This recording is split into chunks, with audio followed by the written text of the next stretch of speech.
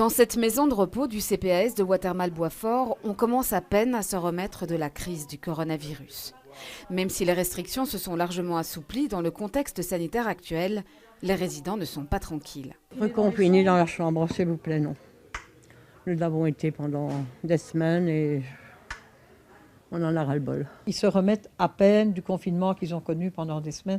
Une deuxième vague, maintenant, ça va être catastrophique. Face à l'éventualité d'une deuxième vague, les résidences pour personnes âgées doivent se préparer. Un plan d'action a été élaboré par Iris Care et autant dire que sur le terrain, les équipes sont à pied d'œuvre. Elles ont jusqu'à demain 31 juillet pour tout mettre en place. Ils demandent d'envisager beaucoup de choses, d'avoir une bonne gestion de stock, ce qui est indispensable et qui permet d'anticiper les manques éventuels. Masques chirurgicaux, masques FFP2, gel désinfectant, surblouse, gants, tout est stocké ici. Vous en avez en suffisance? Non, j'ai certaines choses qui sont en négatif que je dois recommander. Puisque j'ai fait mon stock stratégique, je sais qu'il y en a que je dois recommander. Je les ai, mais je ne pourrais pas tenir un mois si j'avais un mois où tout le monde doit utiliser ses équipements de protection individuelle.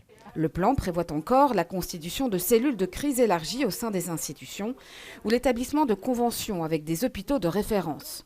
Celles-ci existaient déjà ici, mais n'étaient pas faciles à mettre en application. Le patient ne souhaite pas toujours aller dans l'hôpital avec lequel on a une convention. Et deuxièmement, il faut qu'il y ait un lit disponible dans l'hôpital et que l'hôpital veuille bien nous accueillir. Donc ça veut dire quoi cette convention au final ?